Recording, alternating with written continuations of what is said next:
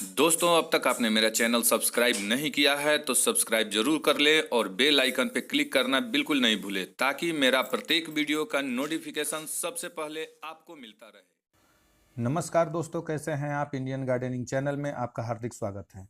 दोस्तों, आज मैं बात करने वाला हूं कि बड़े बेल वाले पौधे के लिए किस तरह से पोटर को रेडी करें या किस तरह की क्यारी को बनाएं। तो दोस्तों, जैसा कि आप देख पा रहे हैं कि मेरे हाथ में एक फिश का बक्सा है, मछली जिसमें सप्लाई होता है वो मछली का बक्सा है। आज मैं इसका इस्तेमाल करने वाला हूं और इसके अन्य विकल्पों पर भी आपके साथ चर्चा करने वाला हूं। दोस्तों, जैसा कि आप देख पा रहे हैं कि फिश के बक्से में पहले से 2 टेप लगे हुए होते हैं ताकि ये थर्मोकोल का होता है, काफ़ी लाइट वेट होता है और काफ़ी कमज़ोर भी होता है। इसे मिट्टी भरने के बाद एक जगह से दूसरे जगह रिप्लेस नहीं किया जा सकता है, आपको उठाने में संभवतः ये टूट जाएंगे।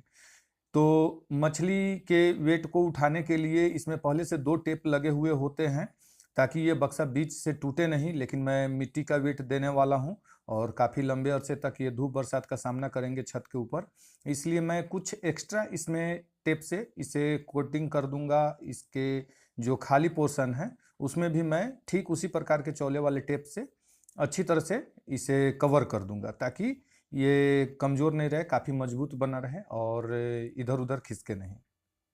दोस्तों, यदि आप मछली का बक्सा लाते हैं तो उसके साथ ही आपको एक ढक्कन भी मिलता है। तो अभी मैं ढक्कन को नीचे लगा रहा हूं और उसके ऊपर से इस बक्से को रखूंगा। इसके भी 2 फायदे हैं। पहला कि यदि इसमें हम मिट्टी का वेट देते हैं और वो बराबर प्लेस में नहीं रहा तो हो सकता है कि नीचे का जो तल है इसका ये फट सकता है और मेरा पोट खराब हो सकता है, मिट्टी बाहर आने लगेंगे।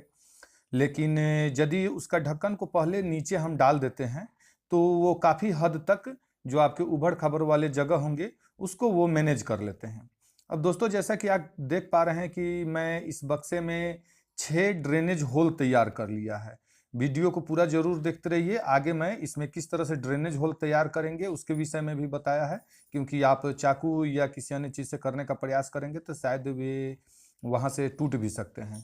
तो दोस्तों, आपने देखा मैंने ड्रेनेज होल के ऊपर एक छोटे छोटे पत्थर के टुकड़े रख दिए हैं और नीचे में मैं सेंड डाल दे रहा हूँ। तो दोस्तों, मैं जो ढक्कन नीचे रख के और ऊपर से इस डब्बे को रखने का बात इसलिए किया था कि पहला फायदा तो ये हो गया कि उबड़ खाबड़ जमीन से इसका बचाव करेंगे और दूसरा फायदा ये कि गर्मियों के मौसम में छत काफ़ी हीट होता है और एक तो ऊपर से मौसम का टेम्परेचर अधिक रहता है और जब तल में भी इसे काफ़ी ज़्यादा गर्मी लगेंगी तो आपके पौधे मुरझा सकते हैं या सूख भी सकते हैं। तो कारण ये हो जाता है कि थर्मोकोल का डबल लेयर होने की वजह से वो गर्मी इसके रूट्स तक नहीं पहुंच पाते हैं। तो दोस्तों, अब बात करते हैं कि बड़े बेल वाले पौधे यदि हम इसमें लगाते हैं तो उसके लिए पोटिंग मिक्स के बारे में इसका विस्तार से वीडियो मैंने पहले भी बना रखा है अपने चैनल पे, लेकिन फिर भी इसमें संक्षेप में मैं बता देता हूं कि पोटिंग मिक्स तैयार करने के लिए मैंने ऑलरेडी इसमें कुछ पहले से भी कोकोपीट मिला रखा था और अभी भी थोड़ा सा मिलाऊंगा। और आप देख पा रहे हैं कि ये मेरा गार्डन सॉइल है, पहले इसमें मैंने पालक उगाया था, वो गार्डन सॉइल है और इसमें मैंने 2 पैकेट ये वर्मी कंपोस्ट डाल लिया है। ये 10 रुपये प्रति केजी आपको किसी भी नर्सरी में आसानी से मिल जाते हैं। और दोस्तों, दूसरे स्थान पर बात कर लेते हैं तो ये बोन मिल है, यानी कि जिसे हड्डियों का चूरा भी कहा जाता है, ये स्टीम किया हुआ है, ये पैकेट में आता है। ये आपको 40 रुपये प्रति केजी आराम से खाद बीज वाले दुकान पे आसानी से उपलब्ध हो जाते हैं। तो इसमें मैंने मिक्स कर लिया है बोन मील, वर्मी कंपोस्ट और कुछ कोकोपीट। और पोट में डालते समय इसमें मैं कुछ सैंड भी मिलाऊंगा, क्योंकि बड़े बेल वाले पौधे जब इसमें रूट्स इसके सरवाइव करेंगे तो इसके मिट्टी को जमना नहीं चाहिए, इसलिए मैं इसमें कोकोपीट के साथ साथ कुछ अलग से सैंड भी मिक्स कर लूंगा। दोस्तों, अब बारी आती है पोट में सॉइल मिक्स डालने की। तो सॉइल का मिक्सचर जो मैंने तैयार किया है उसमें श्योर हो लें कि मैंने जो सॉइल तैयार किया है वो अन्य पोट की अपेक्षा जो इसमें डाल रहे हैं वो बिल्कुल लाइट वेट है, क्योंकि मैं छत के ऊपर गार्डनिंग कर रहा हूं और मैं हमेशा सलाह दूंगा कि आप बहुत ज़्यादा भारी भरकम सीमेंटेड पोट का इस्तेमाल करने से बचें। रख सकते हैं लेकिन कम मात्रा में। और यदि आप ज़्यादा खेती करना चाहते हैं तो उसके लिए लाइट वेट सभी चीज़ों का इस्तेमाल करें। मैं इसके लिए ग्रोइंग बैग का भी इस्तेमाल करता हूं आप इसके ऑप्शन के जगह पर आप ग्रोइंग बैग का इस्तेमाल कर सकते हैं। यदि आपको ग्रोइंग बैग नहीं मिलता है तो घर में पड़े चावल या आटे का बोरे का भी आप इस्तेमाल कर सकते हैं, जिसमें हम लोग 25 केजी 50 केजी का चावल या आटा खरीद के लाते हैं मार्केट से। वो प्लास्टिक का जो बैग होता है उस बैग का भी आप फोल्ड करके ग्रोइंग बैग के तौर पे इसमें इस्तेमाल कर सकते हैं। तो दोस्तों मैं इसके लिए अलग अलग तरीके आपको बताता हूं। आप टेम्पोररी क्यारी भी बना सकते हैं, या परमानेंट आप खेती करना चाहते हैं तो छत पे ईंटें और बालू का परमानेंट क्यारी भी बना सकते हैं। दोस्तों ये तो आपने देखा कि इस पूरे बक्से का इस्तेमाल। अब मैं इसे 2 पार्ट में करके बताऊंगा आपको, जिसमें आपके सब्जियों और फूलों के छोटे पौधे इसके अंदर उगाए जा सकते हैं।